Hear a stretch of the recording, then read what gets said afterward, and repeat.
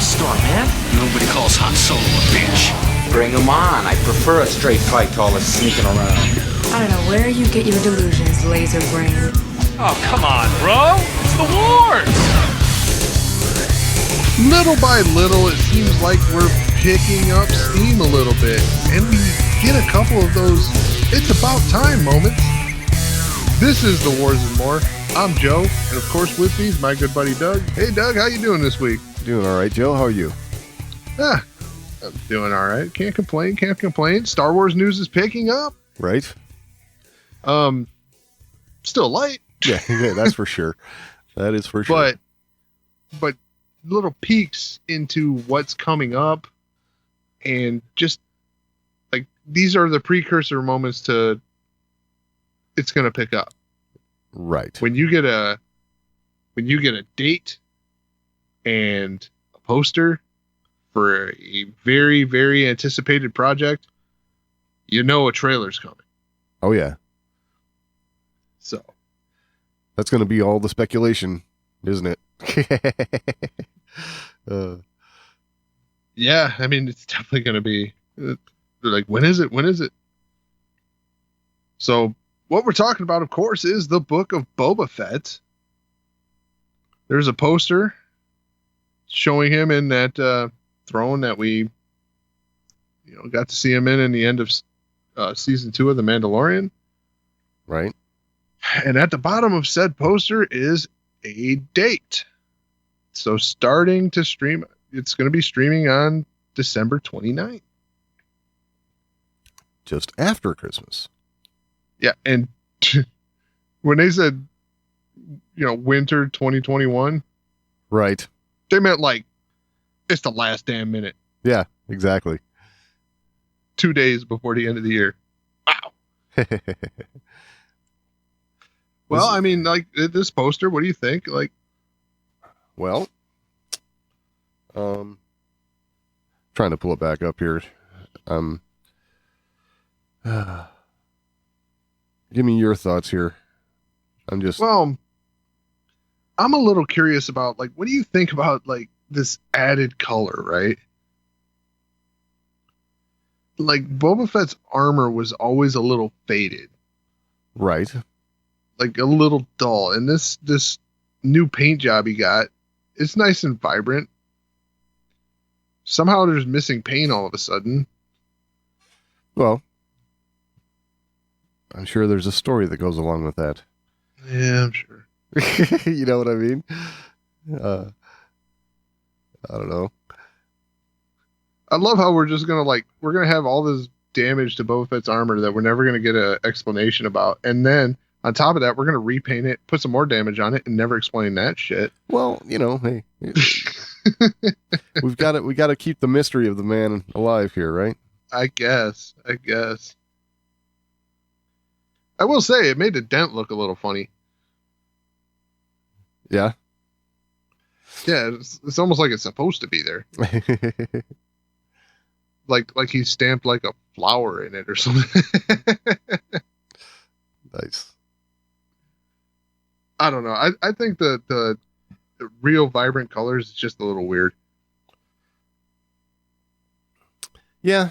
I don't know. It's like your armor's just like, hey, look at me. Shoot me. Right. You're not going to blend in with this. I mean, you weren't going to blend in with the other armor, but at least it was duller.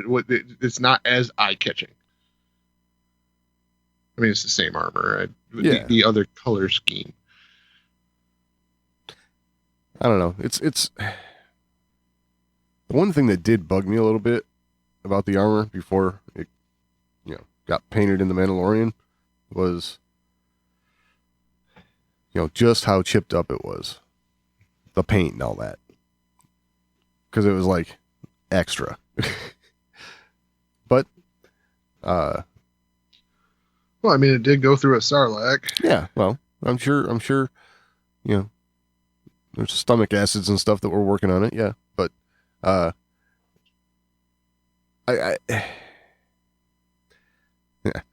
I guess those are the stories. I still don't know how he was wearing the armor going in, lost the armor somewhere in between getting out. Like, exactly. That's the kind of stuff that we need to find out. You would think the armor is what made him survive. You would think, yes. So I don't know. A lot of weirdness with that. I guess the biggest thing that's getting me is the vibrance of the yellow, right? Okay. That yellow just stands out. Interesting. I don't know. I don't know that it's all bugging me too much. It's kind of works for me. I don't know. Well, I mean, I'm not.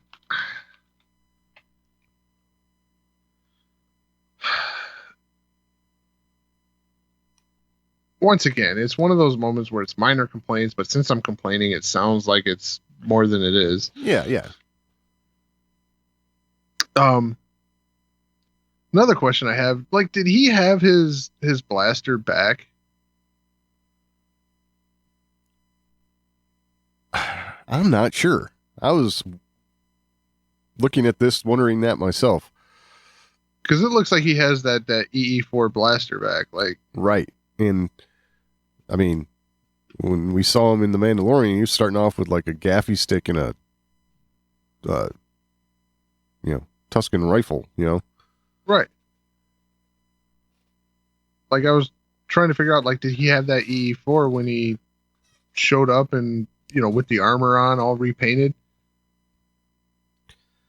Well, maybe he had spares on his ship. Yeah, what's that called now? The fire spray? You call it whatever you want. It's Boba Fett's ship.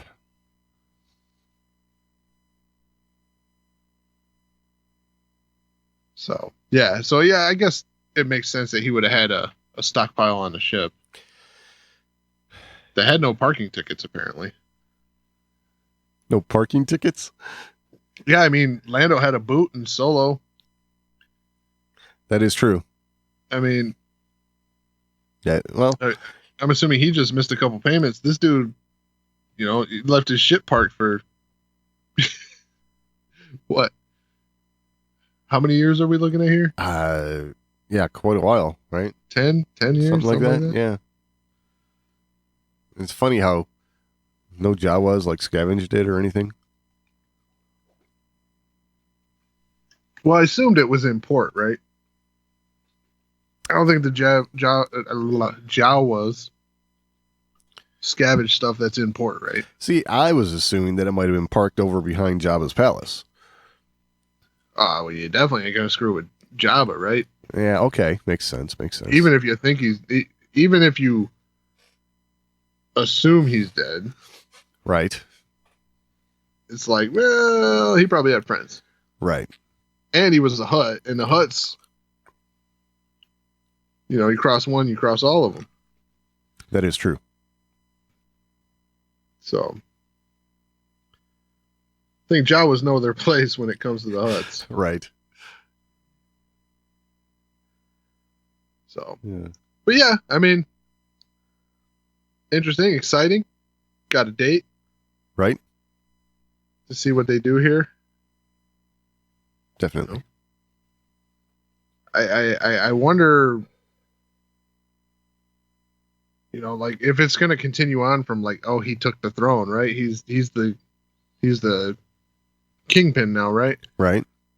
How much does the kingpin get their hands dirty? Like, I have a feeling that Jabba was not the type of kingpin to get his hands dirty at all. Whereas Boba Fett might be like, you want something done right, you got to do it yourself, Okay. I just get that impression, I think it was pretty clear that, Jabba is more like the Godfather type. Whereas, he's got all his henchmen to carry out his bidding. Whereas Boba Fett would be like, yes, I want you guys to handle this, but I'm going to keep an eye on you, a real close eye on you, you know, something like that. Right on, right on. So to go along with this, it's also been announced that Ludwig Göransson is going to be scoring the Book of Boba Fett, Which is awesome. Yeah, I mean, I dig his stuff. Right. Yeah, he brings a certain amount of different.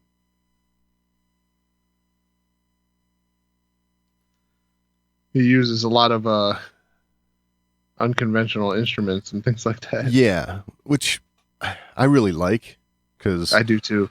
That there's something to be said about, you know, the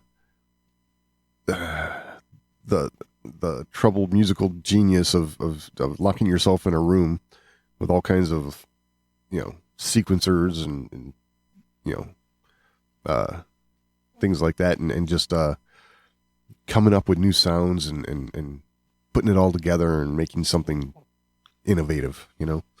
Yeah. No, I dig it. I'm glad he's coming back. And it keeps him locked in, right? Because the Mandalorian is just like, it's going to happen sometime. We don't know when. Right. You know, you don't want to just take these breaks and have this dude going, I need to get paid. So right. I got a feeling he understands, though, that he's got a job, you know. Right. I mean, he's definitely locking himself in as one of the new faces of Star Wars music, right? Like, right. For sure. And I do understand what you're saying too, though, that, you know, if it's going to be, it's going to be a 6-month break here, you know, that's where creative genius gets antsy and wants to, like, do something else, you know. Right. And these guys want to write, man. They don't want to. Exactly. You know, and not only that, I mean, if 6 months was all it was. Yeah. I mean, we're talking, it's looking like holiday season 2022 at best. At best, if not early 2023. Yeah. I got a feeling we could see it. Holidays 2022. Yeah, that's my guess. Is either fall or holiday season 2022. Right. Fall's looking a little iffy because yeah, you better get shooting, right? Like, yeah, I don't know.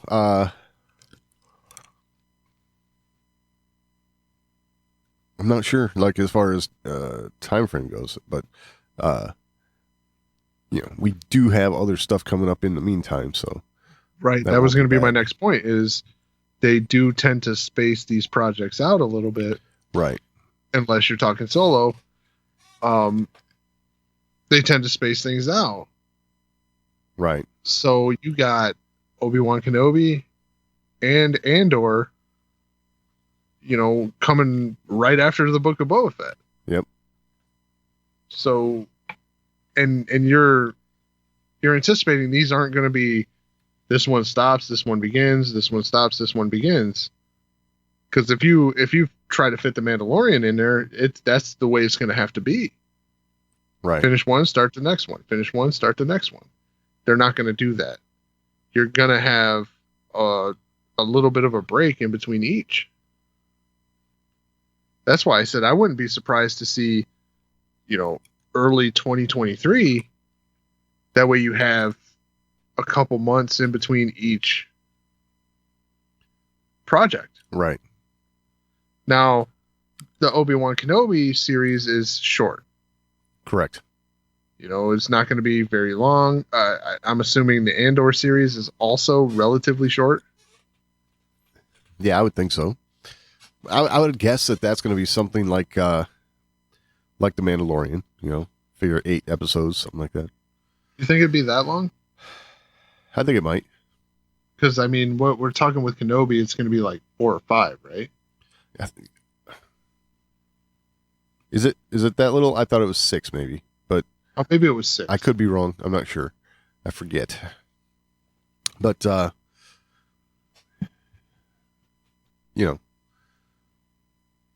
either way, it's none of these seasons are like super long seasons. They're not like, the old broadcast TV model where it's, 22 episode seasons. Right. I mean, you're talking close to 2 months for each show to run their course. Exactly. So, I mean, that's already 6 months.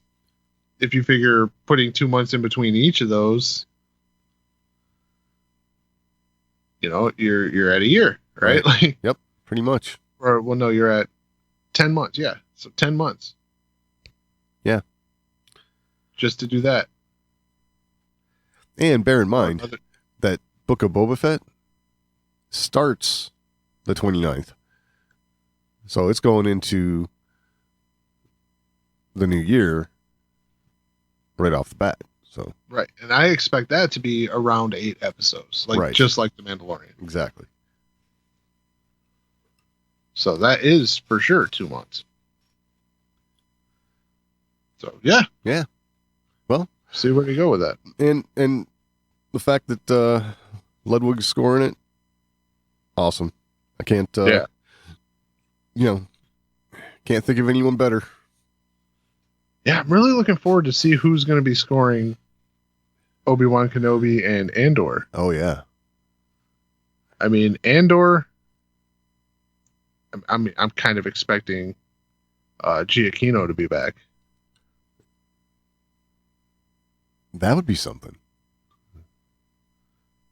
Because it was he scored Rogue One, right? Yes. Yes. So, I would expect them to lock him back in for that. That would make nothing but sense. And I mean, it's Disney, right? Yep. They can do it. They can do it. So, and then Obi-Wan's just up in the air. Yeah. In some ways, I would like to see somebody fresh come in for that. Somebody who can give the show a new, fresh take on how they drive the emotion in the show. Okay. I mean, I was really kind of hoping that, considering you're bridging the gap between 3 and 4. Yep. And you're also making that transition from what happened in the Clone Wars. I know where you're going. And then you had Rebels. Yep. I'm really hoping Kevin Kiner, I could see it. is brought on for this. I mean, he's bridged this gap. Right. He did Rebels, did the Clone Wars.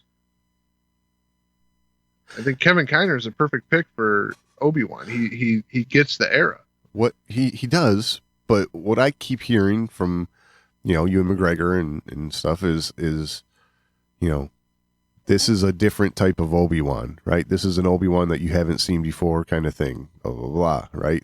All the way down to his wardrobe and this and that. So, I mean, the Clone Wars was an Obi-Wan you never saw before. Sure. But, I guess there's also the talk of Obi-Wan having to deal with his what happened mentally, right? So I'm sure there's flashbacks, and I'm sure there's all that kind of stuff that can open the gates for a different type of musical cue, I guess. I don't know how else to put it, but well, now that you put it that way, might as well keep Ludwig, right? Like, well, maybe. I mean, because here's the thing: Ludwig has definitely got that, the space western vibe kicking big time, right? And that works for the Mandalorian. That works for Boba Fett in my book. for Obi-Wan, you know, I guess I'm looking for somebody who can be like, coming from the aspect of this, like, almost like psychological thriller type thing going on, if that's where they're going with this. It's almost a little bit of a darker score. Yeah. Exactly. Yeah. Well, I'm sure they're out there. Oh, I'm sure. I'm sure they'll find them. Yeah. This is one thing that, you know, they haven't done a poor job with Star Wars at all, which is scoring. Right. I don't think there's one complaint about the music for everything that's gone on. Like, even with Solo, I mean, no one complained about the music. Nope. Yeah. Maybe going completely different. Unheard of, really. At least in Star Wars. Right. Could happen. Be a good spot to do something different, I think.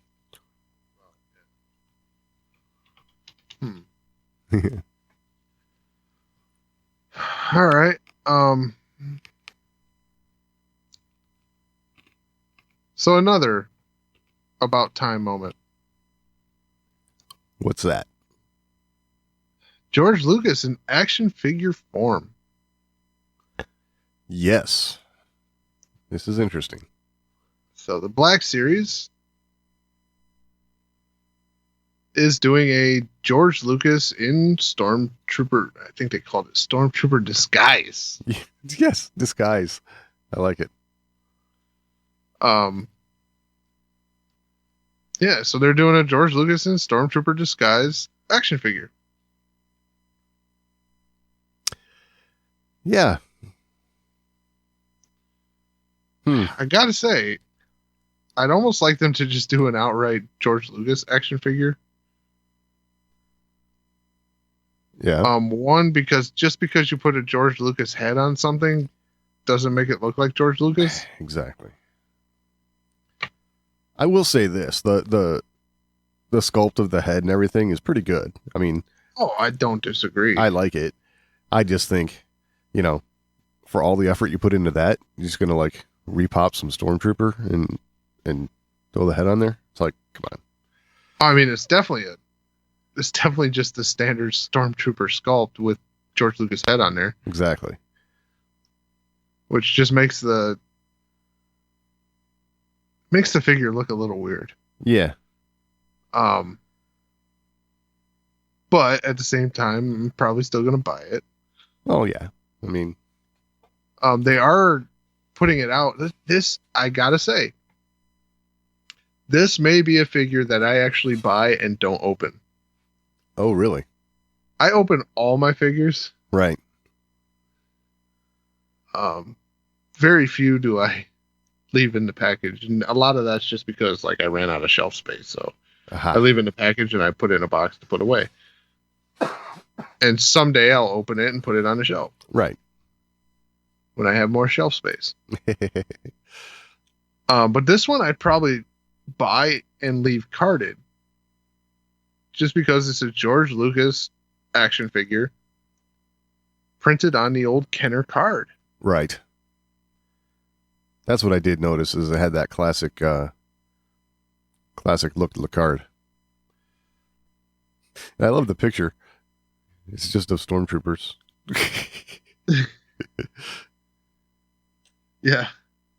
I really wish they would have done something with the card, but yeah. You know, like it should really be a picture of George Lucas sitting at like In-N-Out Burger, right? Like something like that. Yeah. In his hot rod, having a burger. Yeah. You know, yeah. That can be the action play set, right? Yeah, but then it get even weirder with him in Stormtrooper armor. You know, like well, that's why you got to put him into the street clothes. I mean, create that character, that figure, because you know, this right here is just. I really hate like coming across negative all the time, but man, this is just, it feels lazy to me, you know? Yes, did a good job on the George Lucas head sculpt, but the rest of it, come on. You know? Yeah. I mean, he gets a helmet and a blaster, right? Maybe what give him and let's stop acting like we gotta have some purity or something to film or some crap like that. Like that whole talking point of like you put the Stormtrooper helmet on the George Lucas head, like, hey, look, I got a new Stormtrooper. Oh, but look at this. Like, holy crap, dude. Yeah. That's gonna work once. Exactly. I dig it. I dig that they're actually doing a George Lucas action figure. That's the positive here. The negative is it does feel lazy. Yes. I mean, a George Lucas in the flannel, you know, in his getup that he would be on set, right? Right. We've reached that point, right? We've reached that point in Star Wars where that is a figure we should have and would sell. Absolutely, it would. I mean, and like I was saying, the accessories that could come along with that are a little clapperboard, you know, and whatever, you know, a camera, whatever, you know. But it's like that's the kind of thing, or better yet, his yellow notepad, you know, where he starts writing Star Wars on. It's right. That right there would be perfect. That's kind of like the fans who would pick that up and understand what all that stuff is all about are the ones who would love to see something like that. You know, I just, man, I don't know. Right, and this is going to be one of those things. I'm gonna predict it right now. Lego's going to beat him to the punch on this, and this is going to be a Lego Mini that's going to be worth like $1,000. Probably. Right? Like, yep. They're going to put it in some set. It's going to be George Lucas in the flannel, and there's going to be a camera printed on it. Like, yeah, Lego Mini. And it's going to be $1,000. Like, $1,000 minifig. Gotta love it. I mean, there's tons of those, right? Right. And I don't understand it. Like, I got into an argument with a friend about this because he's a big Lego collector, and I like Lego figures, right? I like the Lego sets for Star Wars. The ships are fantastic. Right. They're fun to put together. You know, it adds a little craft to your passion, right? Yep. But I never understood the minifigures and their prices. Like, like trying to get a Thrawn. Good luck, dude. Yeah. Good luck. Thrawn's worth a couple $100. Now that's because some of those they're exclusive to like sets and things like that, correct? Yes. Okay. But it's literally the same damn minifigure they've always made with some different crap made, you know, printed on it. Right. And a different helmet or some crap. Like, well, Thrawn would have a blue head instead of a yellow head. Right. Yeah. It's the wackiest thing. And he'd have like instead of a helmet, it's clip-on hair, right? Like, right. They literally, it's genius. Yes. And I say genius. It's secondary market that dictates those prices, because when they come out and they sell them, they sell for your standard price, right? Like, right, that's true. You're not paying extra for this special minifigure. No, but, you know, it certainly helps a brand when there comes to be this cult following around the brand, you know? Right. So, I mean, you know, look at Apple, you know, things like that. It's the same sort of thing. Where you just triggered a bunch of people right there. The Apple fan base is a cult. Yes, I said that. So,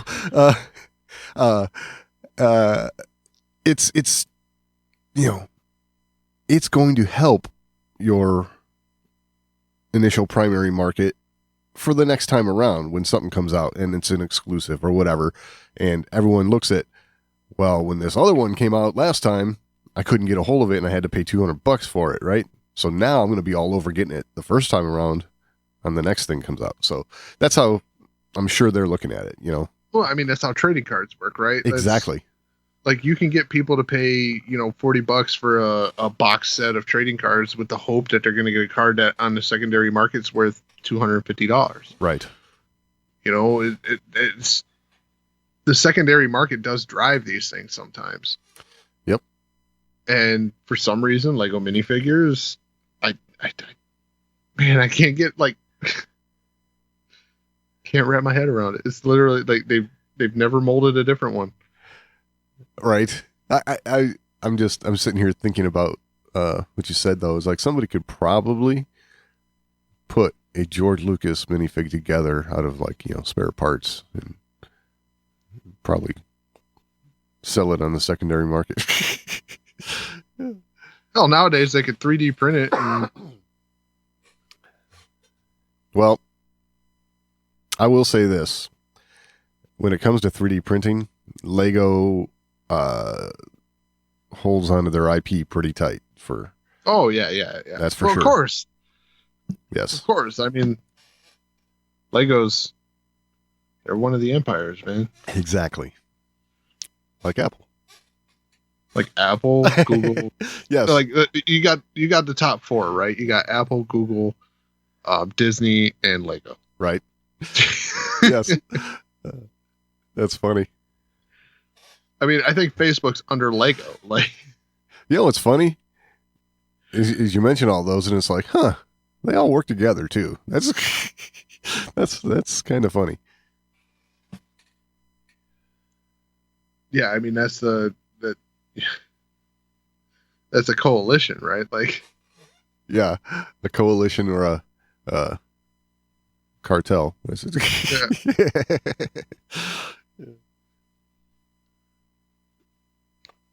Or a confederacy. Yeah. That's funny. Like they're just literally, I mean, they're just moments away from a droid army. Right. I could see it. I could see it happening. That's funny. Yeah. All right. So new Star Wars content. I gotta say, I'm torn on this one. So Star Wars Galaxy of Sounds. It's available now on Disney Plus. Right. It is.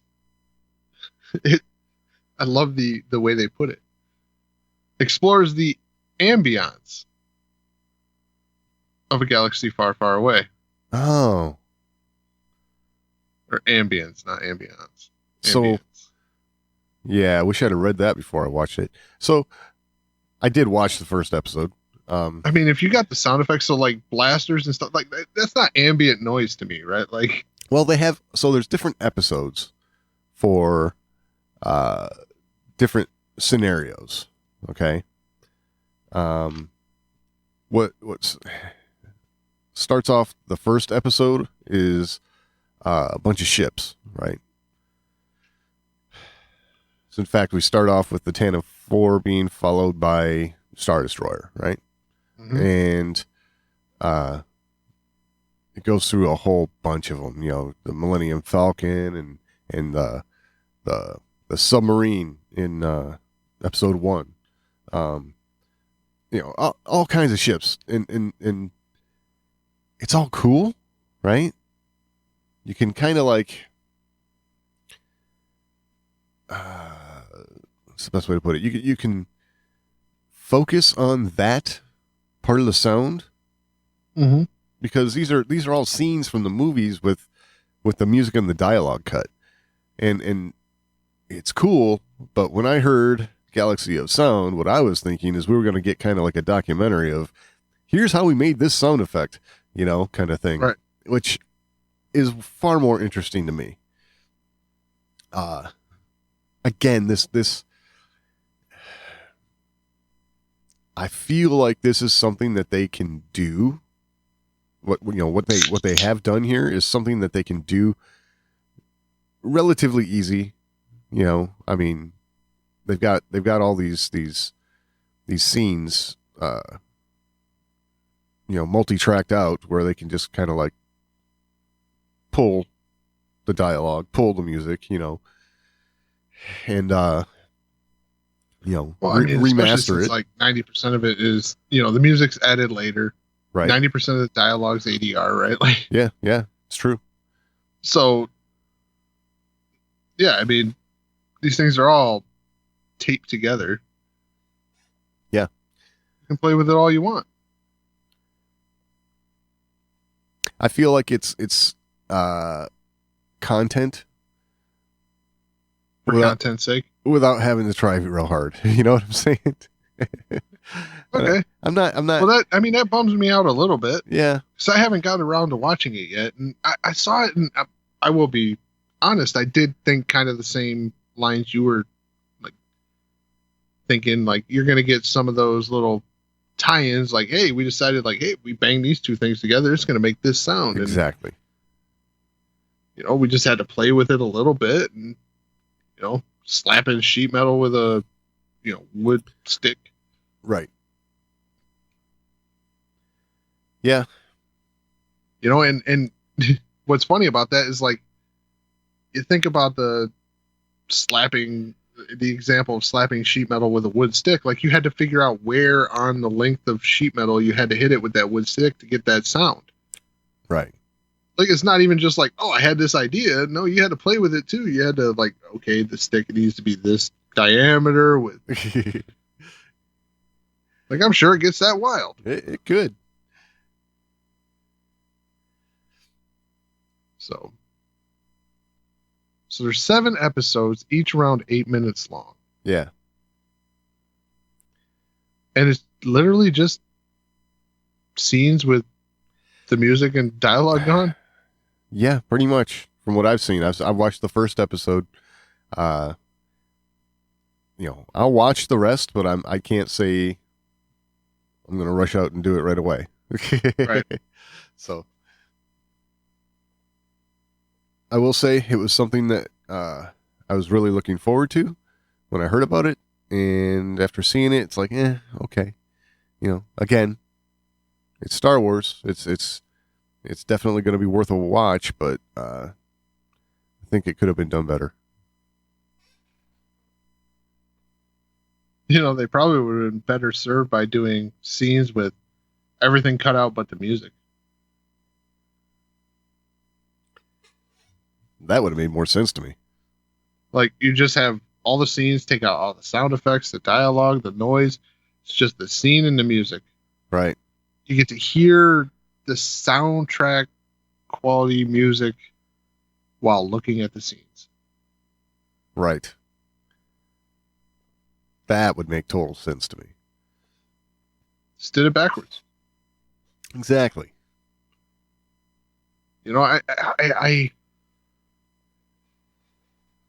like thinking about this. I think you would just watch this and have more appreciation for Star Wars music, right? Like, because absolutely, the music just breathes so much life into it. That's you know what, you just brought that up, and that's part of what I guess is I couldn't put my finger on it at first, but these scenes you're watching, they feel flat, right? Without the music, they don't have that little bit of Star Wars in them, So, right. Yeah. I mean, and I say that as I'm a total, Star Wars music, like, buff. I don't know what you would say. Like, like I'm addicted to Star Wars music. Right. I've heard every soundtrack before I've seen the film, with the exception of the original trilogy. Right. Right. Like, I grew up with the original trilogy. That was my introduction. Or I grew up with the prequel, but the first thing I ever saw was the original trilogy shown to me by my dad. Right. But after that, like before Episode 1 came out, I listened to the soundtrack before I even saw the movie. Right. Like, these soundtracks come out before the film. Yep. And that one, like, I didn't even catch, like, hey, they're totally, like, spoiling it for you. Yeah, exactly. I never read the track titles. I don't know the names of the tracks like before I go in there, but I just listen to music. So yeah, this is. I'm gonna have to check it out. I'm interested to see. I'll be interested to get your take. This is how you make Star Wars boring. You take the music out of it. It's like kinda, yeah. I mean, don't get me wrong. I understand that all the effort put into that ambient sound is a lot of effort as well, but it's definitely just missing something, you know, as you're watching. It's just kind of weird. Like, could you imagine watching The Rise of Skywalker with no music?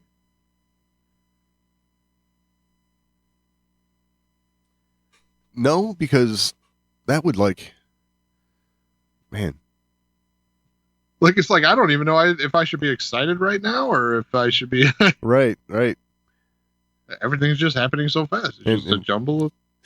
People would probably go into like seizures and stuff. Probably. Without the music. Yeah, without the music to ground you. Exactly. Like, okay, slow down right now. Yeah. Time to breathe. And we're back at it. Right. Huh.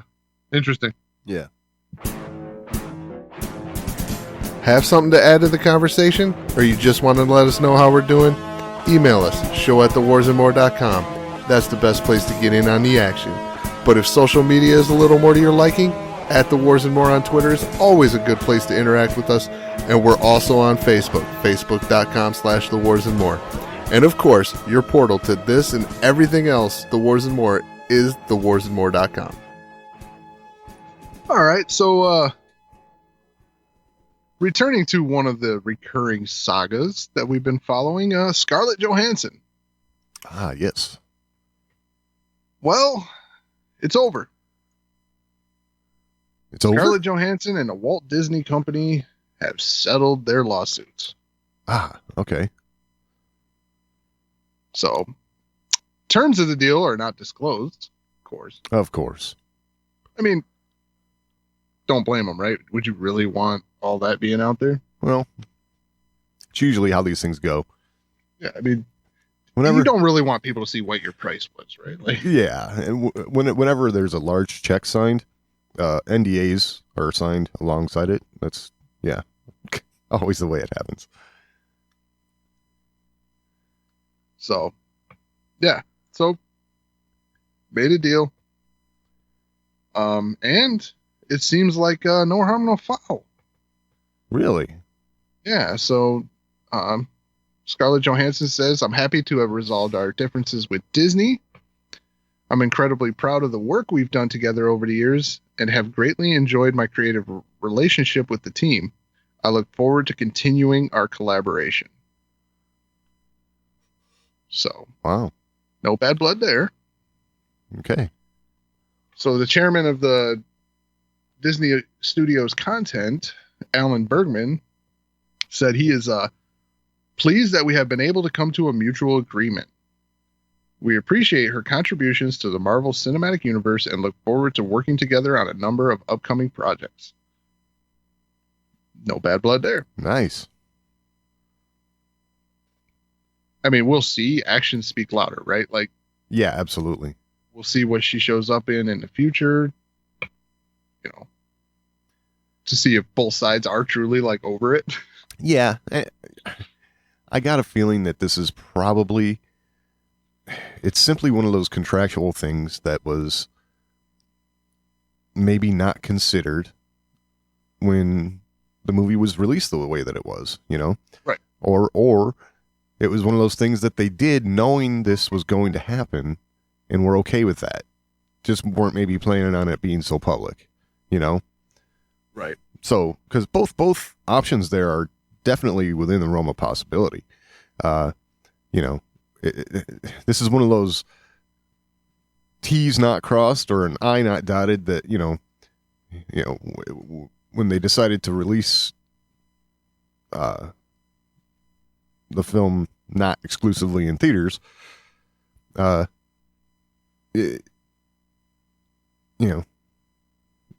certainly took a toll on Scarlett Johansson's take, so and if she, like any celebrity in Hollywood, has a lawyer, which, right, they all do, Yeah. they're chomping at the bit with something like this, because that's how they get paid. So I would definitely venture to say Disney was probably prepared for this, right? absolutely. Like when the decision was made, I'm sure their legal team came in going, "Hey, this is going to happen." Right. Yes. And they probably said, "Yes, we know, and we'll handle it when it comes about." Right. Yep. I don't think Scarlett Johansson knew that was going to happen. Right. Yeah, I don't think it was okay, this is going to happen, but this is the way we're going to work around the contract. I don't think they had that discussion, right? No, nothing like that. Because if that were the case, it would just go to litigation or what's the word they use for that? Arbitration. Arbitration. It definitely didn't seem like there was just a planned arbitration. Right. I think, so my guess is, there's like this legal dance you have to play with a lot of this stuff sometimes. It's like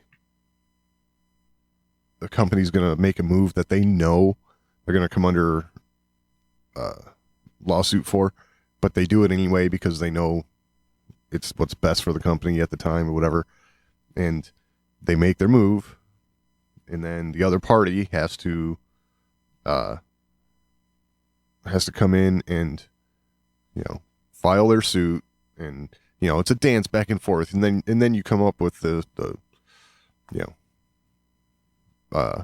agreement down the road and all this. And it's there's a whole lot of stuff there to keep lawyers in business, basically. So, well, that, and it's probably easier to handle it and cheaper to handle it after the fact than to go back and try and revisit the contract. Oh, sure. To renegotiate the contract. Absolutely. To adjust terms. Like that's a pain. Yes.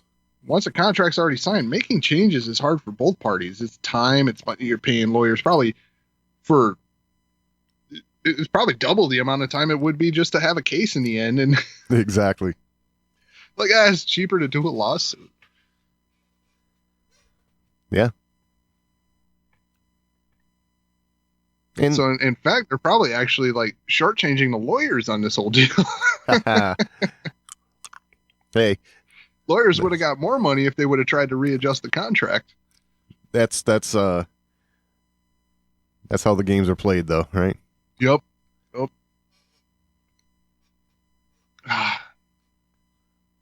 Law's fun, isn't it? Yeah.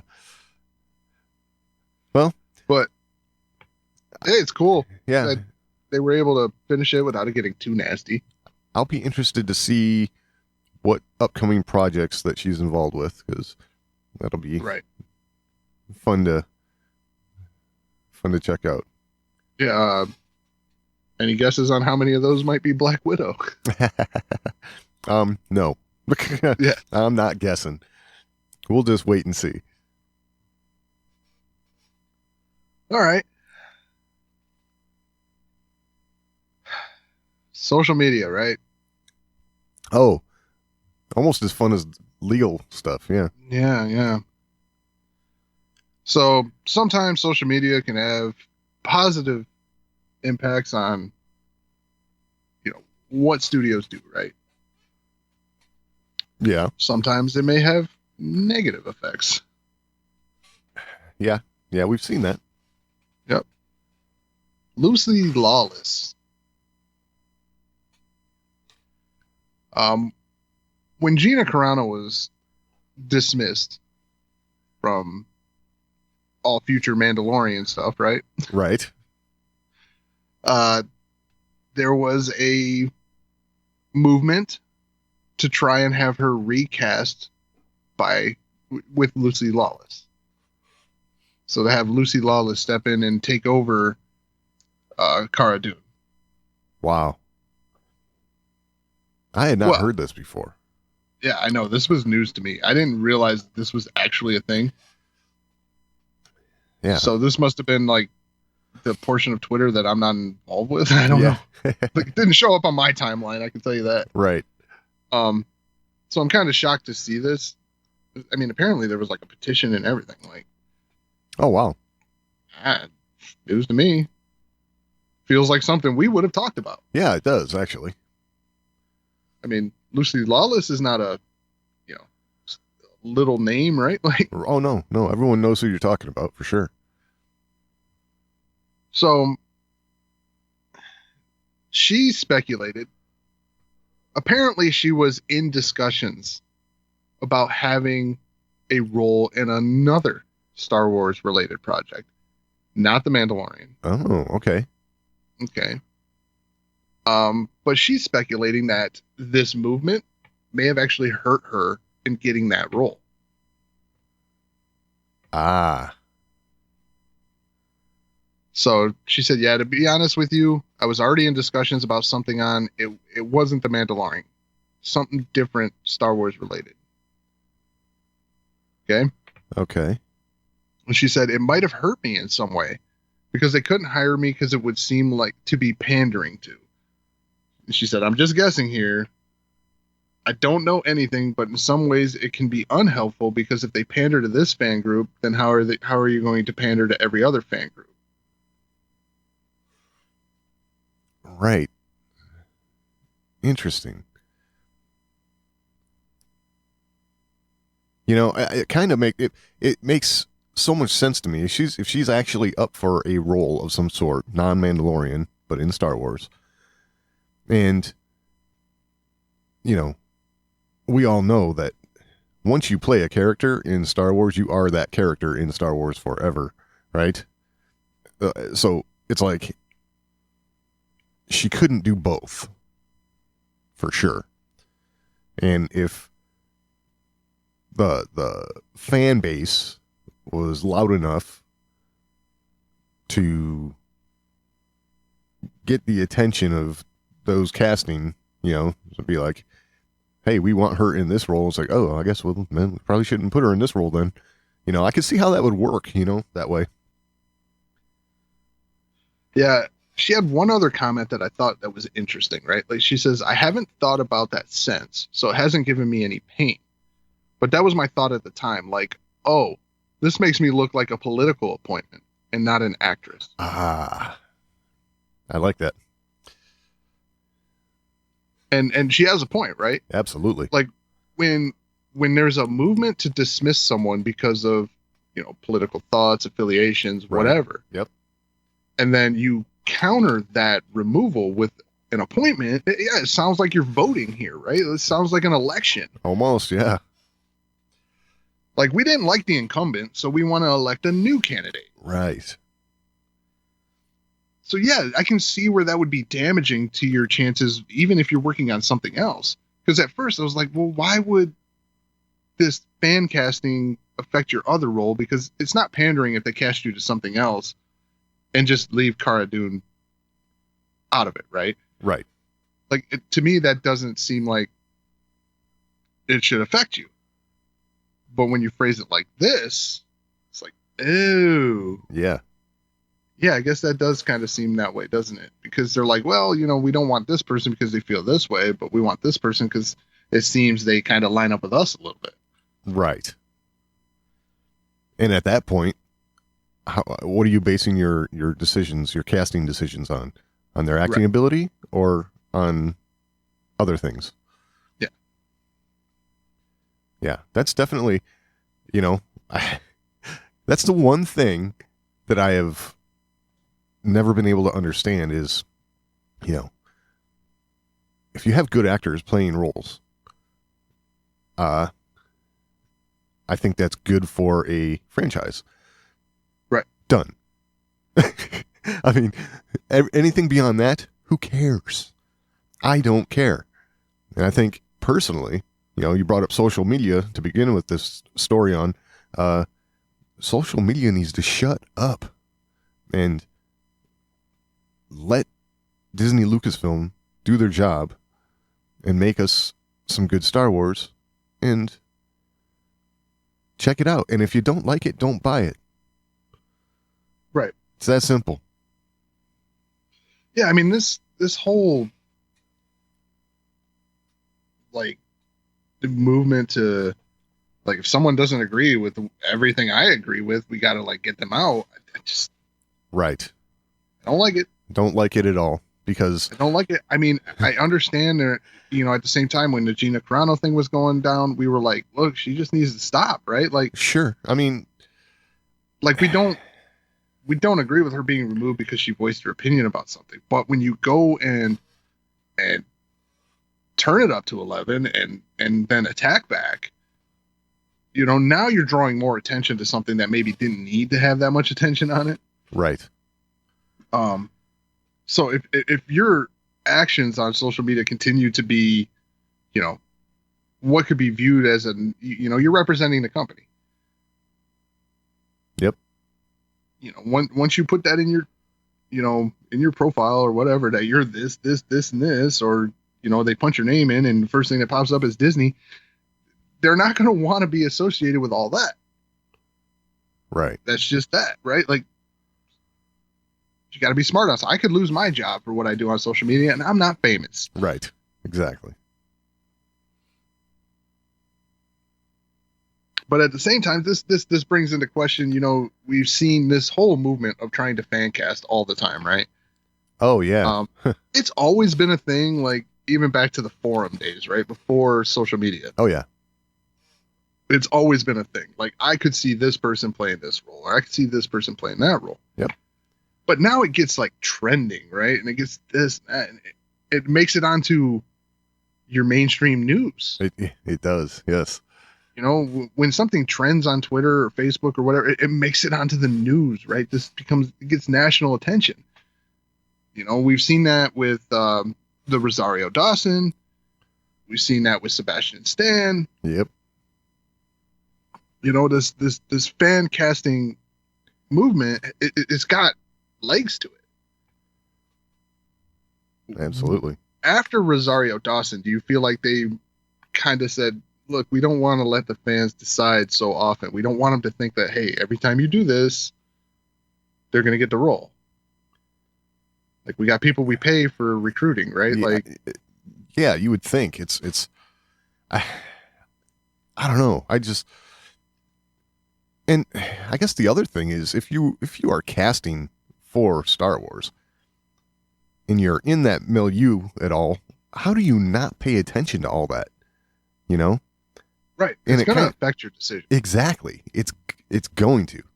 So that's where I think, everyone has a right to put their opinion out there, but man, just think about it and stop sometimes, because especially since nowadays you can become famous just because you're a guy holding a mic and your leg got seen on screen or something. Like, right. If you make a casting decision that people didn't like, your name's going to be out there. Yep.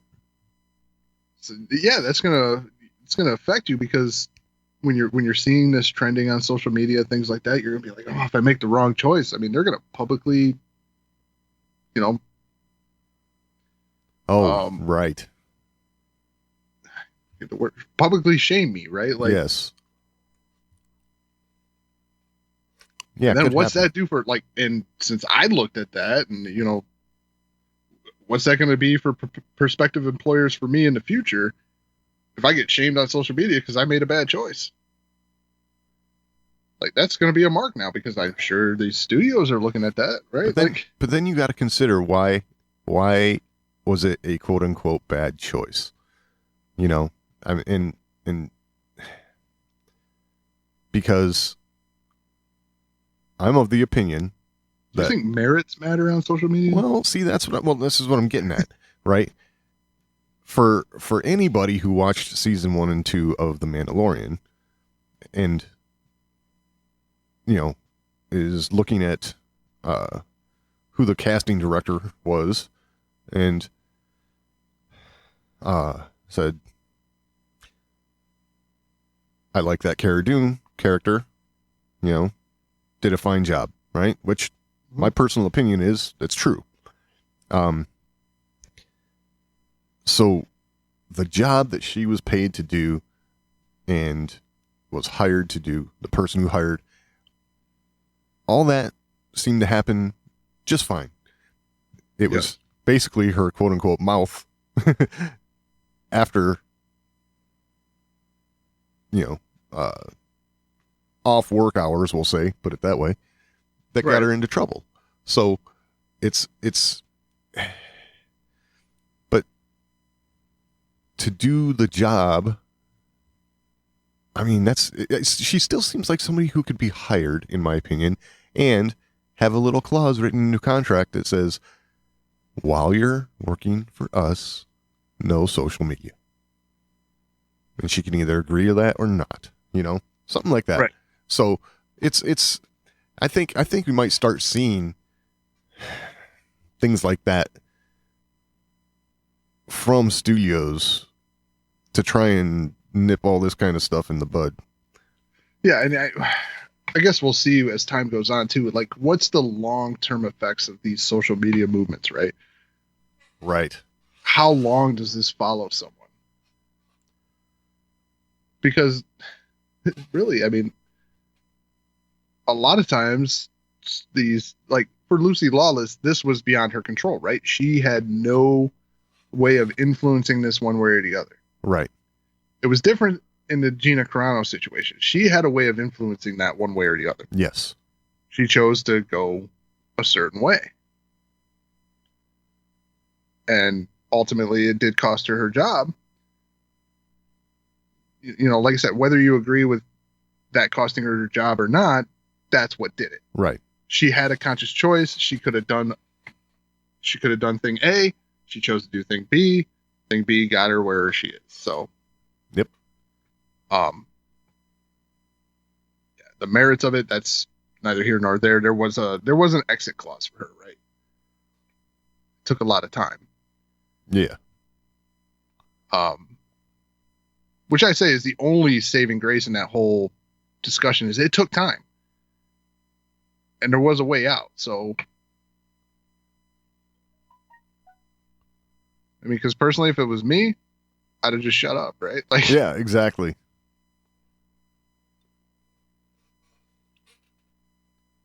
I'd have been like, look, it's my livelihood here, right? Like, right. So, I don't know. We'll see what the long-term effects of social media will be. But if this whole casting thing is gonna start being something that's gonna affect actually getting people into Star Wars or getting people into Marvel or into DC because they don't want to cast them because everybody said, hey, you should cast them. That's not a positive thing. Right. And maybe should just ease back a little bit. Yes. That's my thing is I guess I look at these types of movements as these are the busybodies who are always into everyone else's business, right? These are the ones who are always trying to influence others around them, and it's like, look, you can have your opinion, but don't feel like you're owed anything because you have an opinion, And well, I mean, nowadays influencer is a job, so yeah, true. I know. Think about that, Joe. That's I don't disagree. It's not good. Right. Well, I don't know. I don't even see that as like a positive title, right? Like influencer. I know. Like I get paid to influence people's decisions. Right. Oh man, that's yes. Ew. And if you're wondering why we think that's bad, finish out that sentence. I get paid to influence other people's decisions because they are sheep and can't think for themselves. That's why it's bad. But that's got to be the attitude, right? I mean, yeah, like for instance, like when we set out to do this, right? When we set out to record our Star Wars conversations. Yep.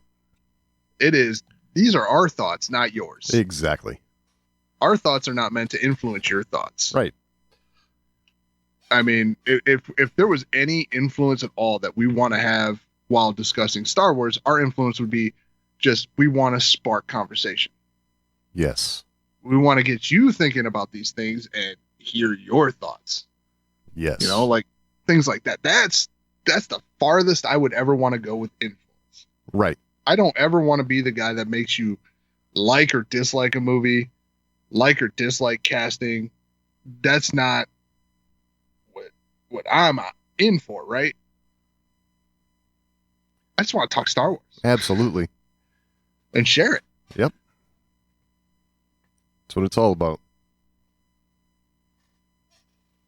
Like I enjoy the comments about, hey, you were right, just as much as it's like, hey, you're an idiot. Yep. I enjoy both comments. Absolutely. But at least tell me why, right? Like, yeah, of course. give me the reason why I was right, or give me the reason why I'm an idiot. And yeah. the conversation continues. So, all right.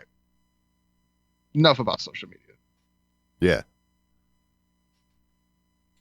I think we've had enough social media. I have, that's for sure. All right. Visions. Yes. Vision. So, continuing our Vision stock, we decided we were doing 3 episodes per week for 3 weeks to cover these. Right. This week we're talking about episodes 4, 5, and 6, which are The Village Bride, The Ninth Jedi, and T0B1. Right. Okay. Yes. So first up, The Village Bride. Yeah. What'd you think, Doug? I thought it was kind of slow. I'd agree. I was like, man, okay, this one's taking a while to like get going on something. Now, I will say this, when it got going, I really enjoyed it. But like the hike, that took way too long. Yeah. Like, I guess the cool part about it was like showing these landscapes and things like that. Like, it was a beautiful episode. The artwork was absolutely gorgeous. Yeah. But yeah, it was slow.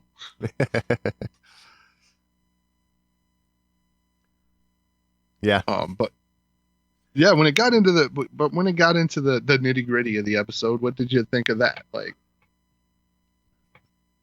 it was okay. I mean, the whole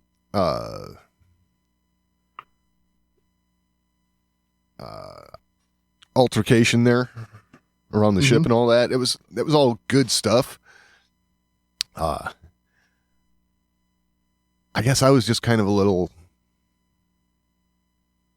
mentally spent by the time I got there. You know what I'm saying? Mm-hmm. So,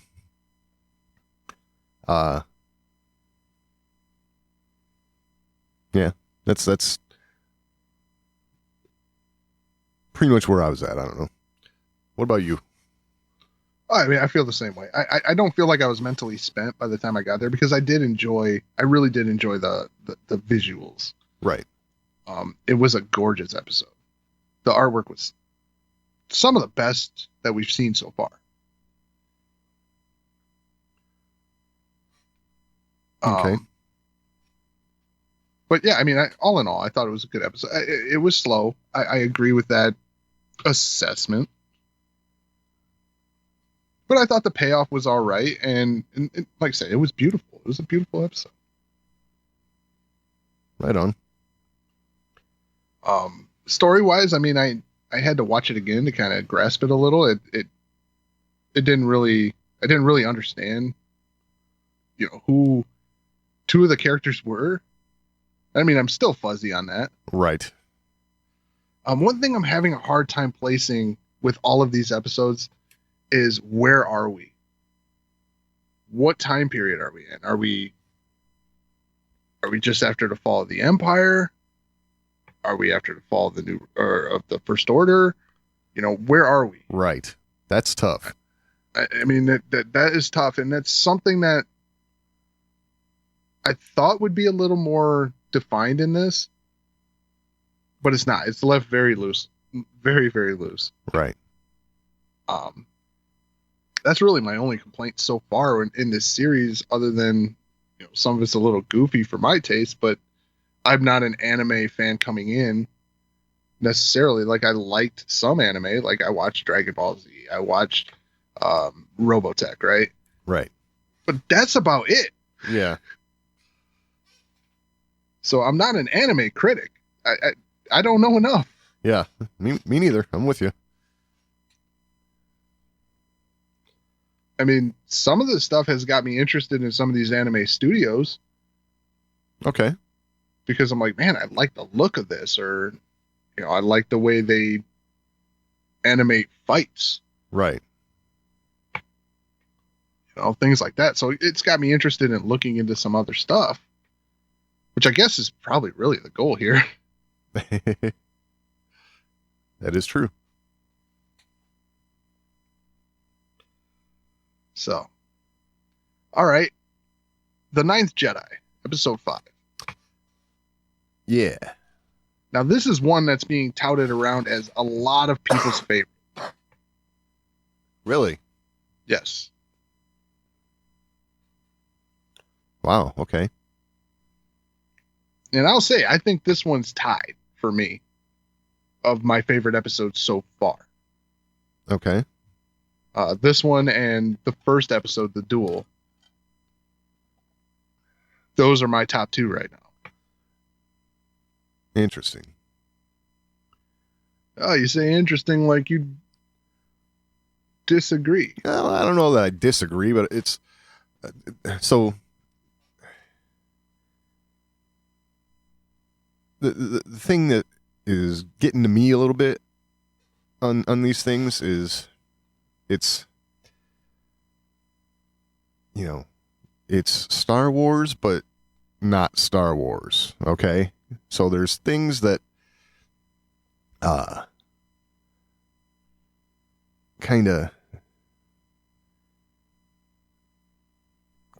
of play out that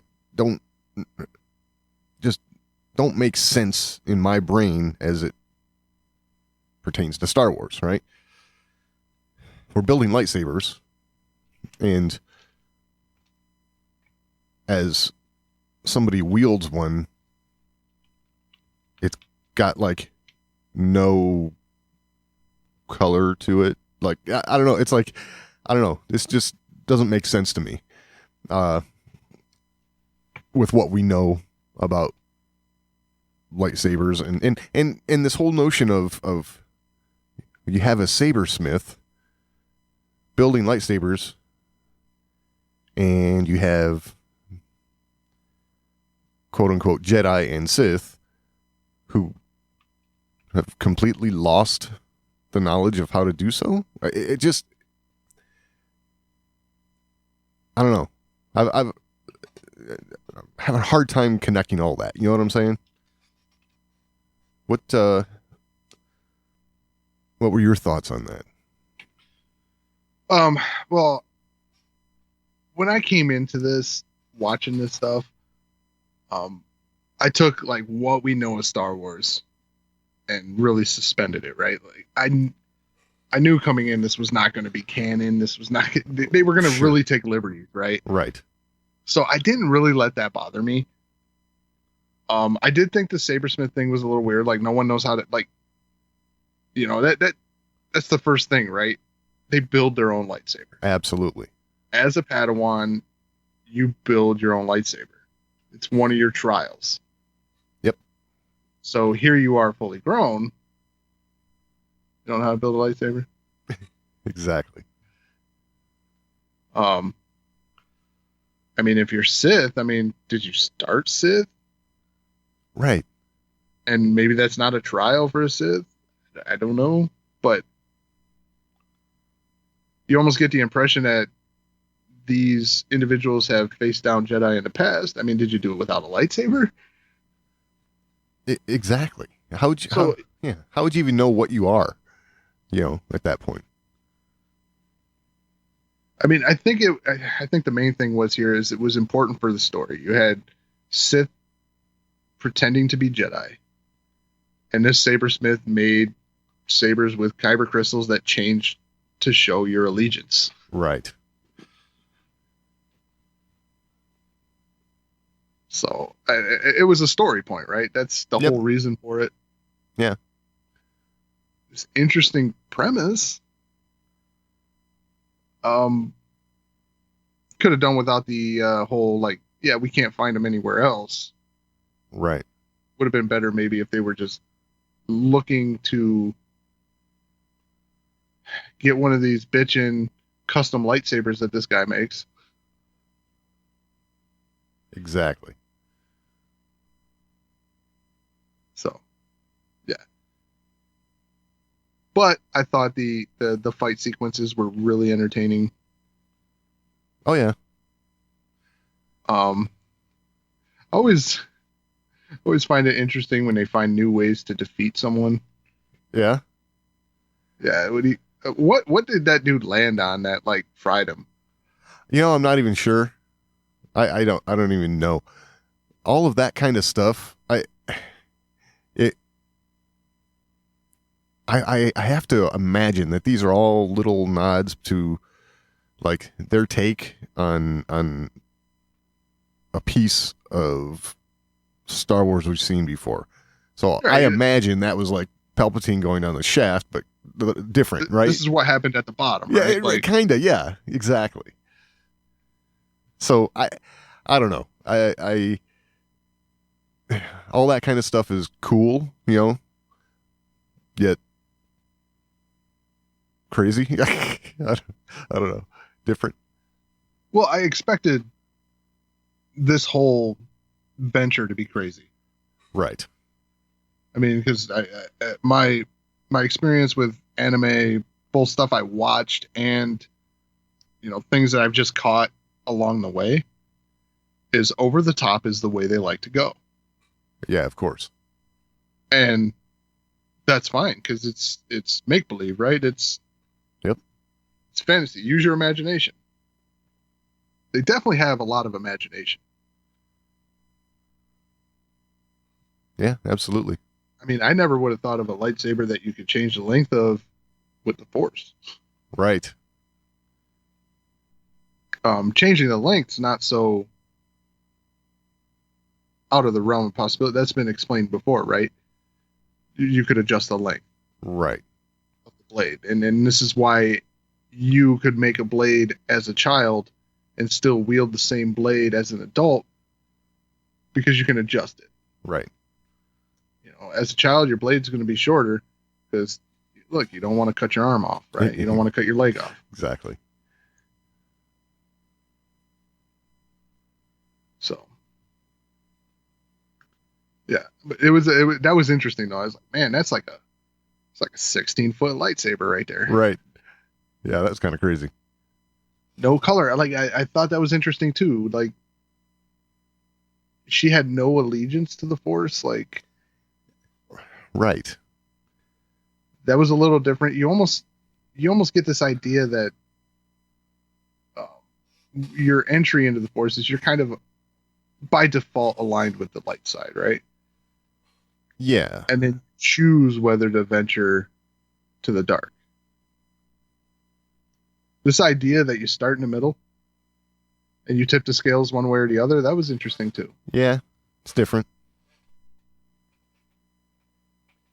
You definitely don't want to stay in the middle. That lightsaber was boring. Right. And I guess, so again, I know I'm pressing this issue, I guess, and it's a canon issue and it's not canon, and I understand that. But, when you had somebody like Han Solo ignite Luke's lightsaber, it was still blue. Right. That's, as this, it's the type of Star Wars fan that I am. That's right where my head goes. Boom.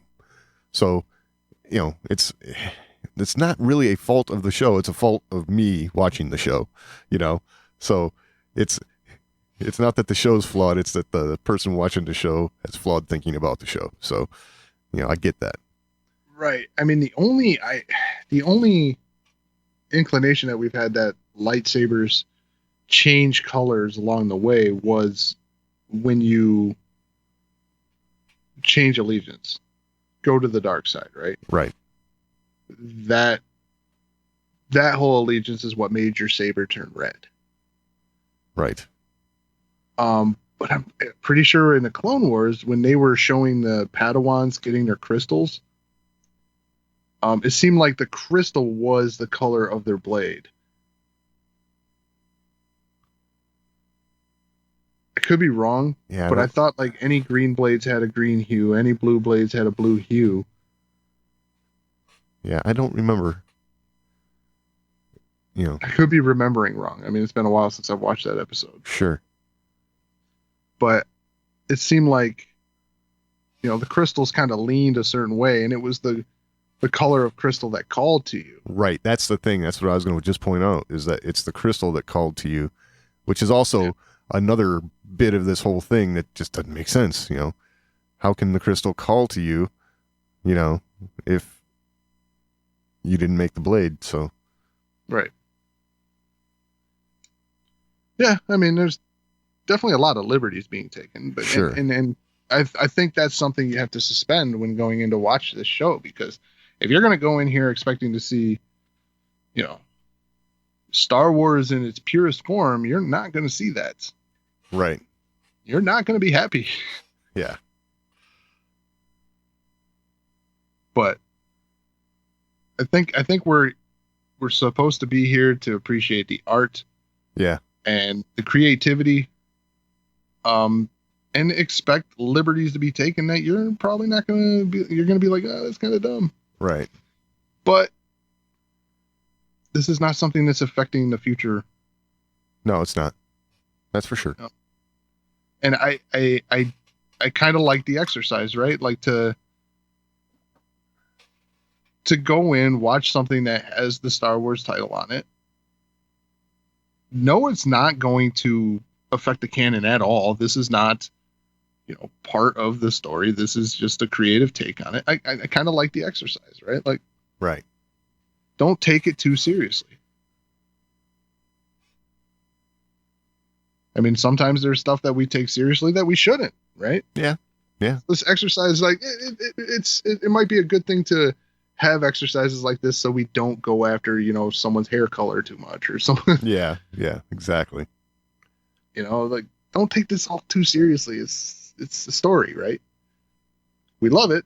We want it to go certain ways. We want it to make sense, but we don't need to nitpick everything. Right. All right. Last episode. T0B1. Yep. I had to laugh at this one. Okay. Why is that? Because when we talked about Tatooine Rhapsody last week, yeah, you had mentioned Mega Man. Right. Now, if you would have combined this episode with the color palette and artwork of the prior episode, it would have been like watching Mega Man. Yeah, absolutely. I mean, so that one had the Mega Man colors and all that, and this one has, I mean, it's basically Mega Man. Right.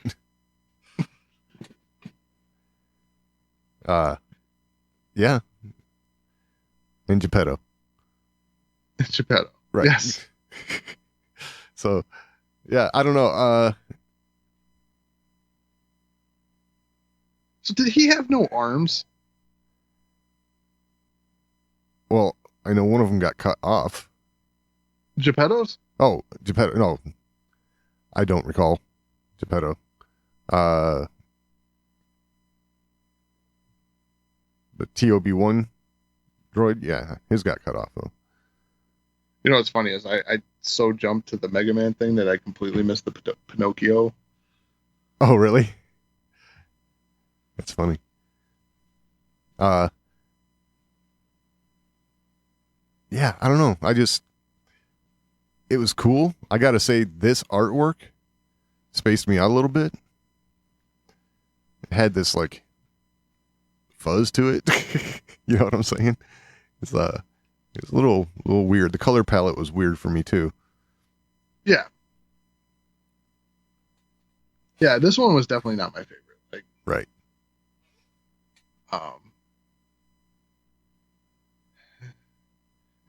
it took the liberties a little too far. Like, are we watching a droid use the Force? Yes. Like, so we know the Force connects all living things, right? Right. Yeah. I don't know. Yoda does say the Rock, right? I mean, but so it's Yeah, but he didn't say the servos, the circuit no. board. You're right. Right. And he said it was between. He didn't True. say the Rock was like part of the Force. Okay. True. It's Yes. Between yeah. everything. Yes. Yes. Would have been between him and the droid. The droid doesn't feel it. So yeah, that was the other thing about this that I was, had an issue with, is that, this is a droid that's, clearly going to become a real boy. So I don't know. It was cool. It was different. It was not my favorite. No, I mean, this one's moved to. This one's down my list. Like, Right. yeah. I thought the villain was just odd. Right. Like, is the villain a droid? Like, for a minute, I was like, is the villain a droid? I'm not sure I can tell you right now. So, No, it's not. okay. At least I don't believe so. But yeah, it was just an odd episode. The one thing I will take out of it that I thought was kind of cool is here you had a Jedi in hiding, right? Uh-huh. And that message in the ship that he had was enough to make his presence known. And they came to get him.